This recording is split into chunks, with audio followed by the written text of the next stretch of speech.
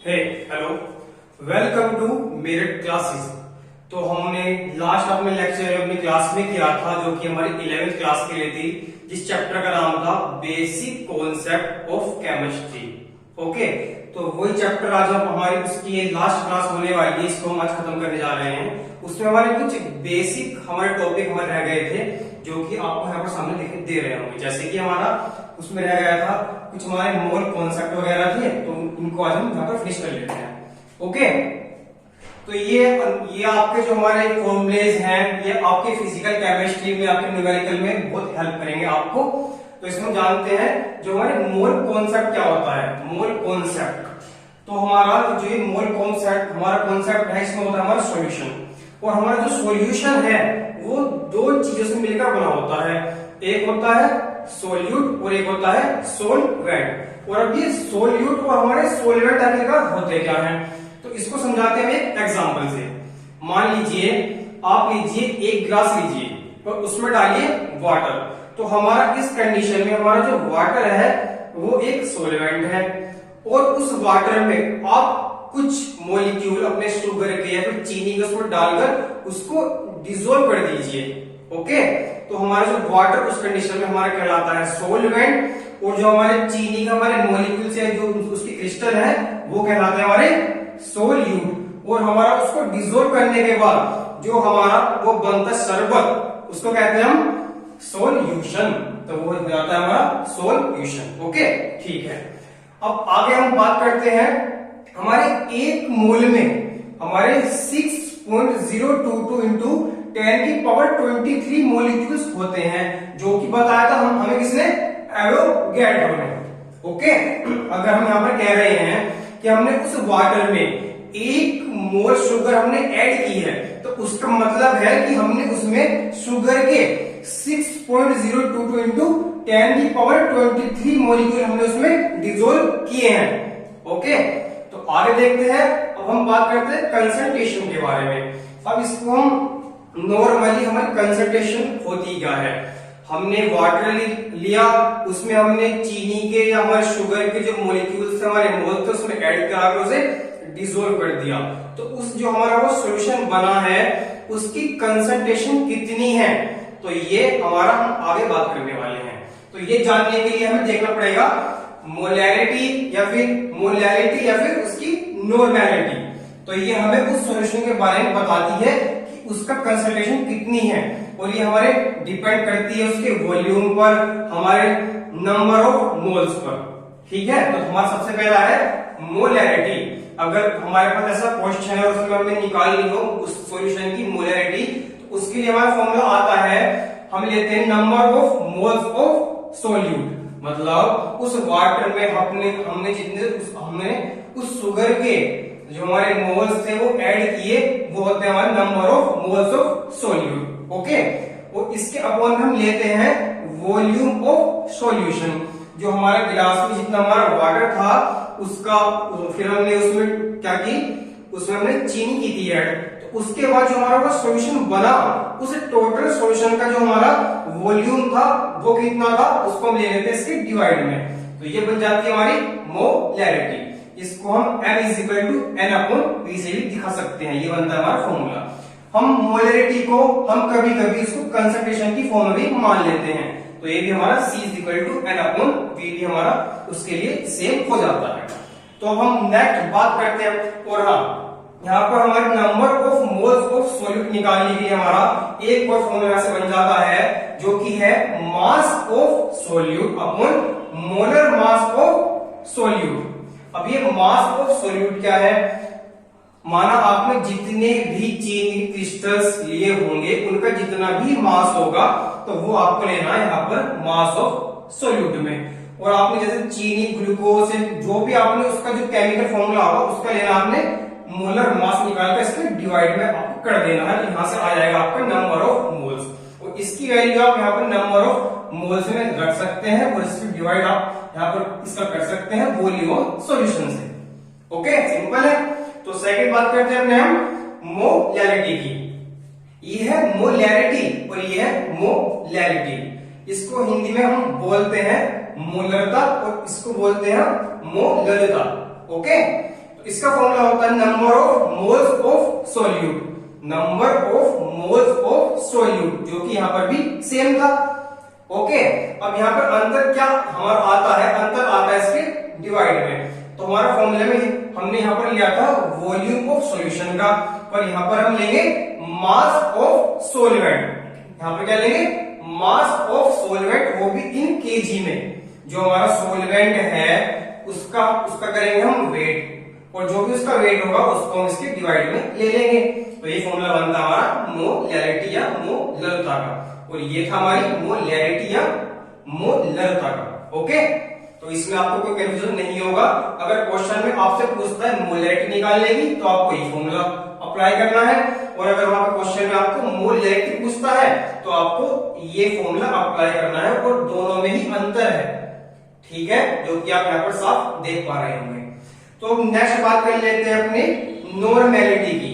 कोई सॉल्यूशन हमने बनाया है, उस वाटर में हमने जो अपने शुगर के हमारे मोल्स या जितने भी मोल होंगे उसको ऐड करने के बाद जो हमारा वो सॉल्यूशन बना है उसकी नॉर्मेलिटी कितनी है, अगर ये क्वेश्चन पूछता है तो उसके लिए हम ये वाला फॉर्मूला अप्लाई करेंगे। और फॉर्मूला क्या है, जैसे कि आप देख पा रहे होंगे, इसमें लेते number of gram equivalent of solute.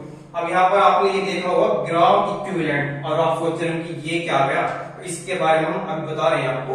पहला फॉर्मूला देख लीजिए, number of gram equivalent of solute. तो आप वैसे इतनी बात तो शायद आप समझ ही गए होंगे कि हमारा जो सोल्यूट क्या होता है, हमारा सोलवेंट क्या होता है, और इनसे मिक्स होकर बनता है क्या, हमारा सॉल्यूशन। तो एक बात यहाँ पर हम और बताना चाहेंगे, जो हमारा सोल्यूट होता है वो अमाउंट में थोड़ा कम होता है, और जो हमारा सोलवेंट होता है वो थोड़ा हमारा अमाउंट में थोड़ा ज्यादा होता है। जैसे कि हमने सोलवेंट वहां पर एक एग्जांपल लिया था कि एक गिलास लेते हैं, उसमें हम वाटर डालते हैं, तो हमारा जो वाटर है, जो हमारा सोलवेंट है, वो थोड़ा अमाउंट में होना चाहिए, थोड़ा ज्यादा। और जो हमारा क्या है, सोल्यूट है, जो हमारे चीनी के हमारे क्रिस्टल थे, वो हमारे अमाउंट में होने चाहिए कम, तो उसको डिसोल्व करने का बनता है हमारा सॉल्यूशन। ओके, तो बात कर लेते हैं अपने नॉर्मेलिटी की। तो यहाँ पर number of gram equivalent of solute, इसके बारे में हम अभी बात करेंगे, और इसके डिवाइड में, इसके अपर में हम यहाँ पर लेते हैं वॉल्यूम ऑफ सॉल्यूशन, वो भी इन लीटर में। ओके, तो बात थी कि हमारा number of gram equivalent of solute आखिरकार है क्या, तो इसके बारे में देख लेते हैं। अगर हम इसकी वैल्यू निकालनी होगी तो वो कैसे निकालेंगे। तो number of gram equivalent of solute निकालने के लिए हमें चाहिए होगा मास ऑफ सोल्यूट। तो जैसे कि आप जानते होंगे कि मास ऑफ सोल्यूट हमने यहाँ पर डिस्कस किया था, तो वही हमारा कोई सॉल्यूशन होगा, हमने उसमें कोई सोल्यूट ऐड किया होगा, उसका हमें लेना है यहाँ पर मास, वही होता है हमारा मास ऑफ सोल्यूट। ओके, और इसके डिवाइड में हमें लेना है अपन में इक्विवेलेंट मास ऑफ सोल्यूट। अब आप यहाँ पर फिर आप थोड़ा कंफ्यूजन होंगे कि अब ये इक्विवेलेंट मास, ये मास कौन सा होता है। आपने नॉर्मल ठीक है मास है, यहाँ पर मास ऑफ सोल्यूट ठीक हो गया, पर ये इक्विवेलेंट ये क्या है, इक्विवेलेंट मास ऑफ सोल्यूट का भी फिर एक और फर्दर फॉर्मूला बनता है, जो कि एक सिंपल ये है।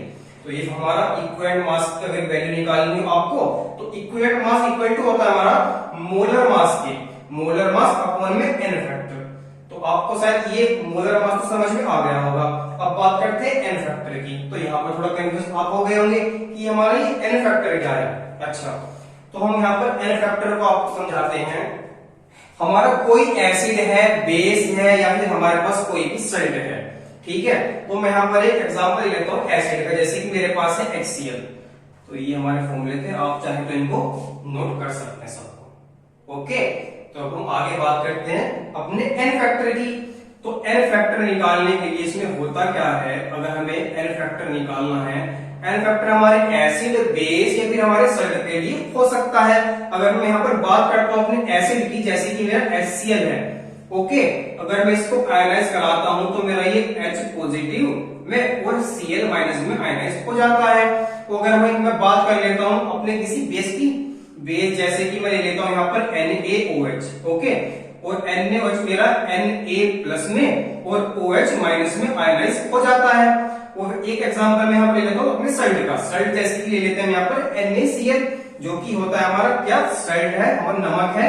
और इसको अगर मैं आयनाइज कराता हूं तो ये मेरा होता है Na प्लस में और Cl माइनस में।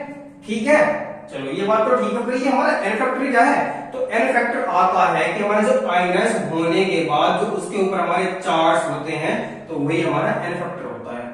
तो मेरे H के ऊपर हमारा एक पॉजिटिव, यहाँ पर एक नेगेटिव, एक ही क्या है, तो मतलब इसका n फैक्टर की वैल्यू हो जाती है हमारी 1। अगर बात करते हैं हम यहाँ पर NaOH पर, तो यहाँ पर भी एक प्लस एक माइनस, तो यहाँ पर हमारा n की वैल्यू हो जाती है 1 n फैक्टर के लिए।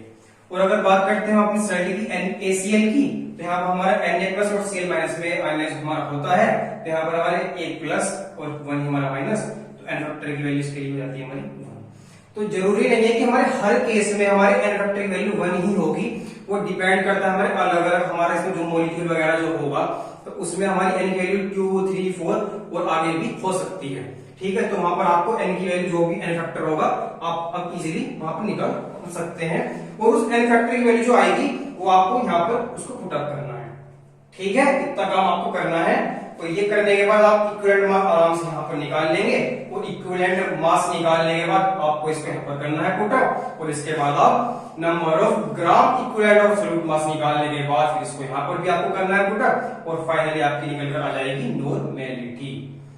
ठीक है, तो आपको अगर मोलैरिटी निकालना हो तो उसके लिए फॉर्मूला हमने ड्राइव यहाँ पर किया है, और उसकी वैल्यू जो भी आपको दी गई होगी या नहीं दी गई तो आप वहां पर आराम से इसको निकाल सकते हैं। उसके बाद आता है हमारा मोलैरिटी, ये भी आप इजीली अपना कर सकते हैं। फिर आता है नॉर्मेलिटी। यहाँ पर नॉर्मेलिटी में हमारे 2-3 स्टेप थोड़े फालतू हैं, जहां पर आपको सबसे पहले चाहिए n फैक्टर, तो वो आप इजीली यहाँ से निकाल सकते हैं। ओके, और n फैक्टर निकालने के बाद उसकी वैल्यू आपको कहाँ पर इसमें रखनी है ये हमने आपको बता दिया है ऑलरेडी। तो बस क्लास को ज्यादा लेंथी ना करते हुए हम ये क्लास यहीं पर अपनी खत्म करते हैं। So thank you for watching my video.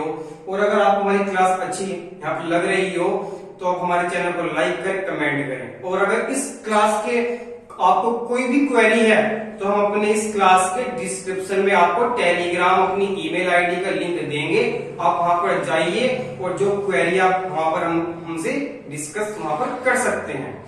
Okay, thank you, मिलते हैं नेक्स्ट वीडियो में।